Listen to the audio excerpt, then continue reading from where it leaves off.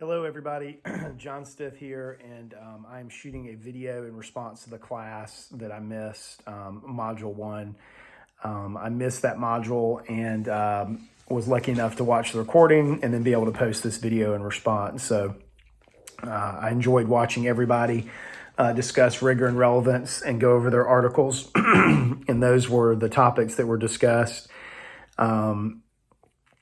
As far as with the research that we're doing and, how we're going to make work and contribute to a body of academia that is both rigorous and relevant. As I read all the articles, I will say there seemed to be a kind of a relationship that was proposed or hypothesized that as rigor went up, relevance went down, or vice versa. As the relevance went up, the rigor went down.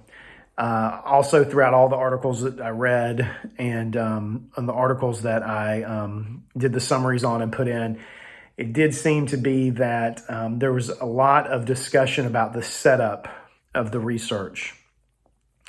And what I mean by that is when they did large, almost meta-analysis reviews of journals or research that previously had been done, it was one of those things where a lot of times questions lead to more questions. So the questions kind of led to, well, was this set up correctly in order to really, was the study set up correctly to really yield the results we were looking at and to make sure that it is rigor or relevance?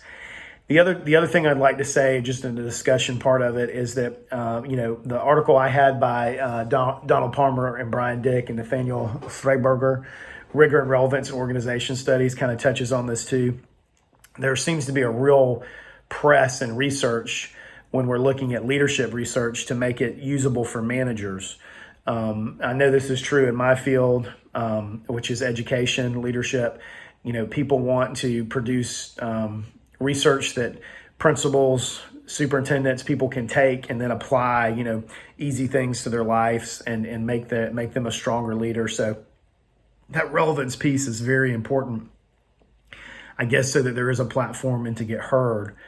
But I think it's also important, obviously, that there's the rigor there. And what I mean by that is that we're having scientifically sound research that's produced, that the studies that are set up are correct and repeatable and have validity and reliability, all those types of things. And the article that I read, it touched on all those things that we're talking about. It focused on organization studies, and it was just an article that went over, the rigor and relevance argument and how, they did a couple things where they went through and reviewed some journals and for long periods of time, and were looking at those things and how they were related to each other. If the rigor did go up, did it impact the relevance? Some contributors to the rigor relevance debate, though, believe the theoretical rigor also drives out the relevance, Hambrick 2007. And that goes right along with what I was talking about there, that people want to produce both, and they're trying to walk that fine line, that tightrope of producing both types of research. And also this article is great because it talks about institutional structure and measurement issues.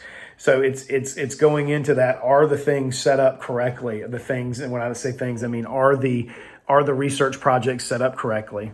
And I've highlighted this quote too. Instead, the ASQ articles became less relevant by these two metrics from 1956 until 1976, after which they became increasing relevant. In 1956, 80% of all articles focused on a topic judged to be of interest and subject to the control of managers.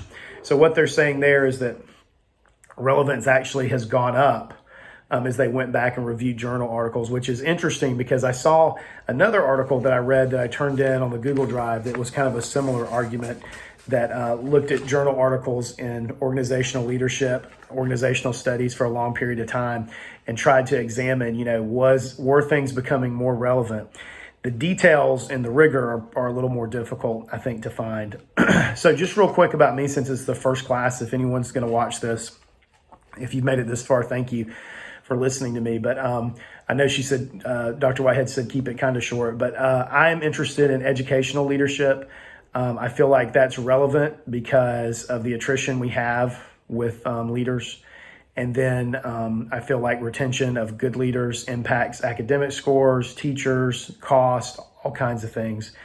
And then the rigor would be set up in the way that I do the study. And my research question kind of centers around pulling open records data and looking at what different variables contribute to the attrition of educational administrators. So I look forward to the class. Thank you, Dr. Whitehead, for letting me make up this assignment. And I've already done Module 2 with everybody. It was great, and I'll see you in Module 3. Thanks.